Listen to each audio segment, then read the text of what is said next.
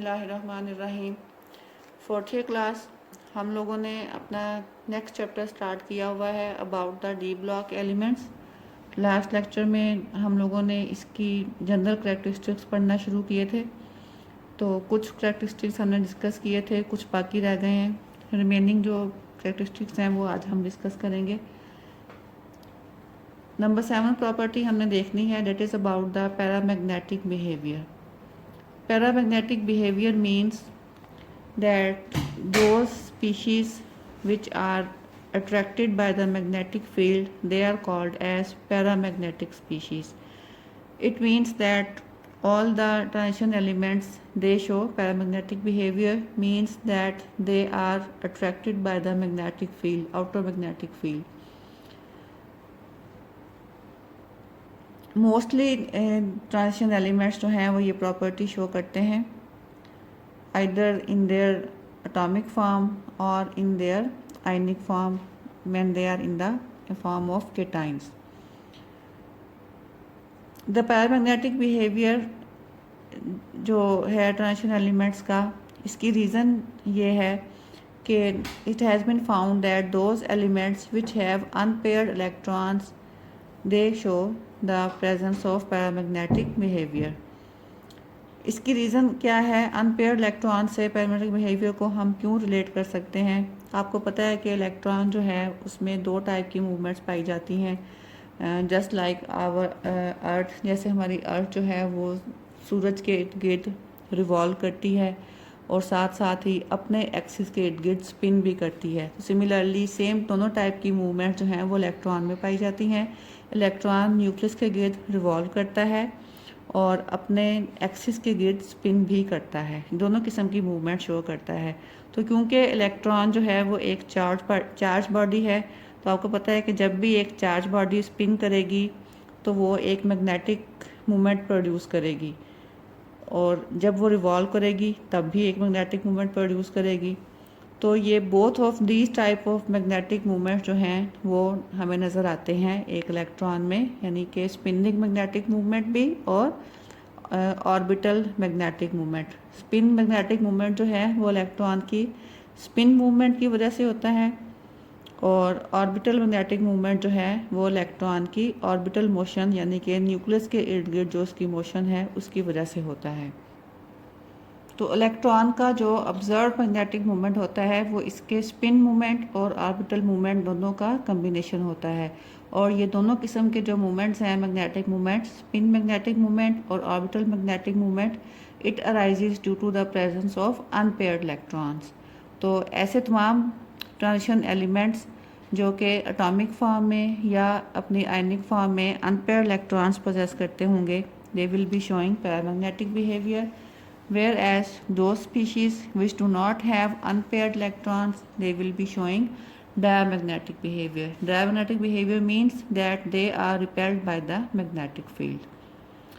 Next property, that is complex formation, और actually यही वो प्रॉपर्टी है जिस पे आपका ये पूरा चैप्टर बेस करता है, क्योंकि इस चैप्टर में ऑनवर्ड हमने कम्प्लेक्स कंपाउंड्स के बारे में ही सारा कुछ डिस्कस करना है।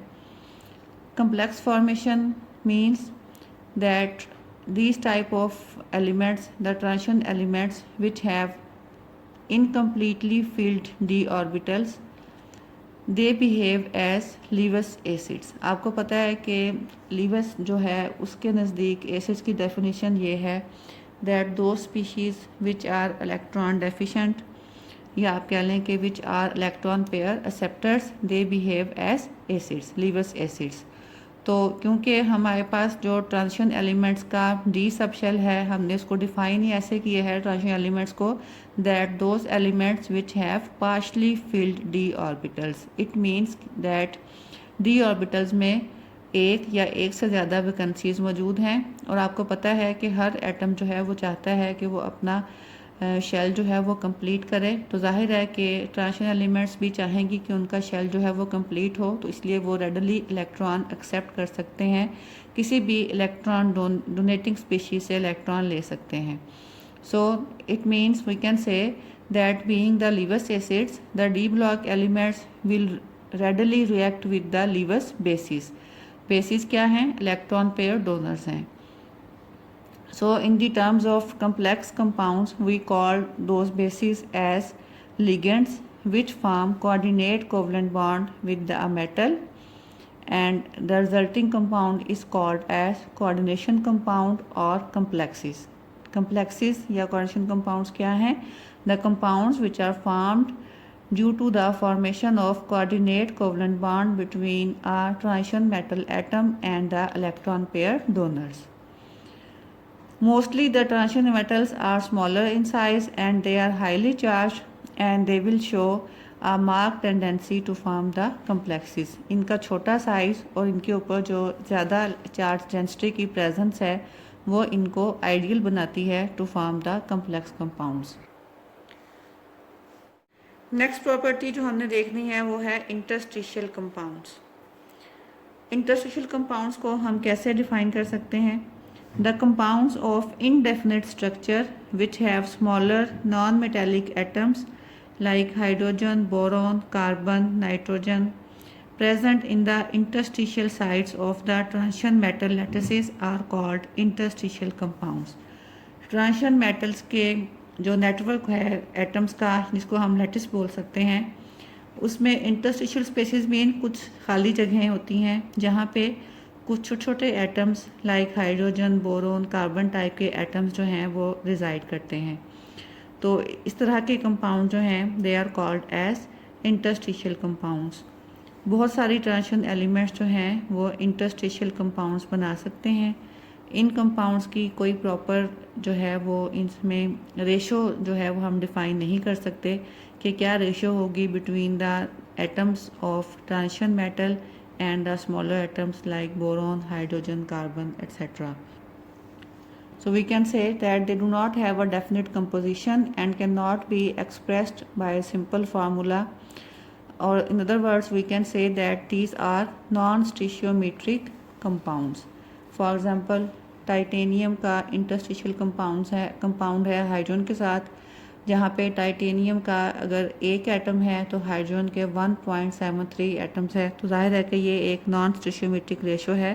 कोई प्रॉपर हम इसका फार्मूला जो है वो डिफ़ाइन नहीं कर सकते। Next property is about the catalysis या कैटालिटिक प्रॉपर्टीज़। आपको पता होगा कि कैटलिस्ट ऐसे सब्सटेंसेस होते हैं जो कि केमिकल रिएक्शन को, किसी भी केमिकल रिएक्शन को स्पीड अप करने के लिए यूज़ होते हैं। आपने पढ़े होंगे जैसे हाइड्रोजनेशन रिएक्शन है जिसमें हम अनसैचुरेटेड हाइड्रोकार्बन्स को कन्वर्ट करते हैं सैचुरेटेड हाइड्रोकार्बन्स में, उसमें निकल या प्लैटिनम जो है वो एज अ कैटलिस्ट यूज़ होता है। तो मोस्टली जो ट्रांजिशन एलिमेंट्स हैं they are very active catalyst and they are used in different types of reactions to catalyse those reactions. For example, nickel, platinum, iron, chromium, vanadium, pentaoxide.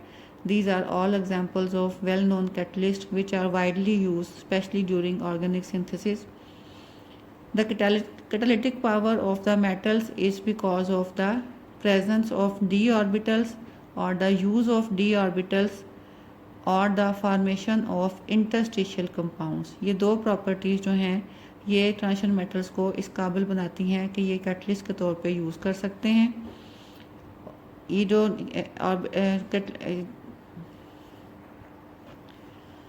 ये metals जो हैं या तो एड्जॉर्प्शन के ज़रिए से या रिएक्टिंग सब्सटेंसेस को एक्टिवेट करके उनको कैटलाइज करने का कॉज बनती हैं। Next property is alloy formation. Alloys can be defined as the mixture of different metals. दो या दो से ज़्यादा डिफरेंट टाइप की मेटल्स को मिक्स किया जाता है, फिज़िकली उनको मिक्स किया जाता है to form alloys to enhance their properties.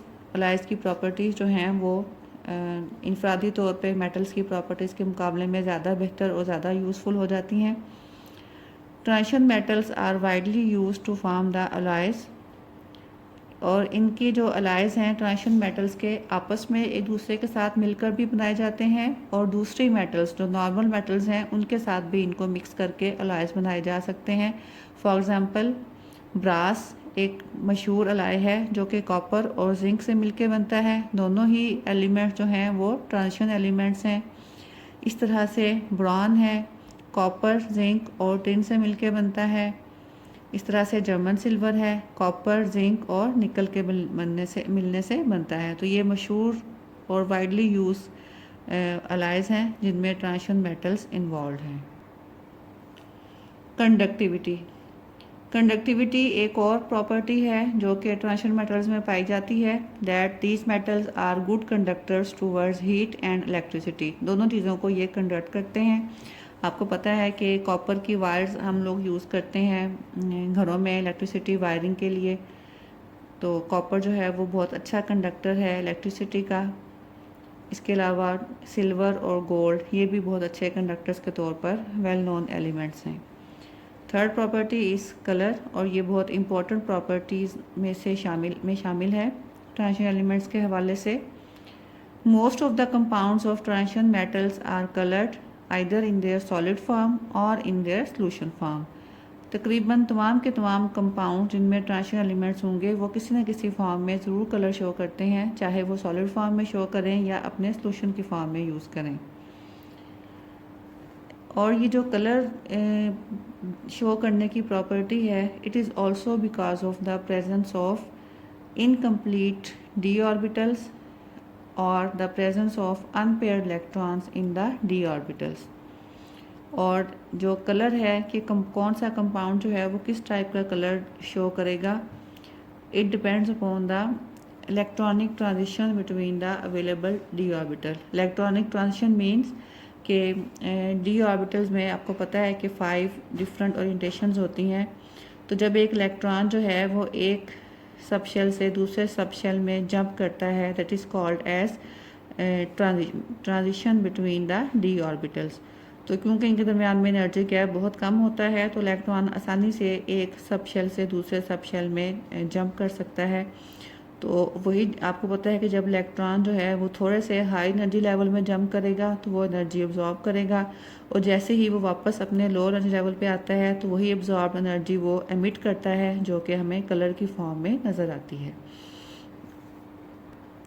तो जैसा कि हमने पहले बात की थी कि ट्रांजिशन एलिमेंट्स जो हैं उनमें से मोस्टली एलिमेंट्स हमें वेरिएबल ऑक्सीडेशन स्टेट शो करते हैं। तो it has also been found that the compounds of the same element shows different colours when the element is in different transition state, क्योंकि number of electron जो हैं वो फिर D orbital में change हो जाते हैं। इसी वजह से एक डिफरेंट टाइप की ऑक्सीजन स्टेट में फिर कंपाउंड का कलर भी डिफरेंट होगा।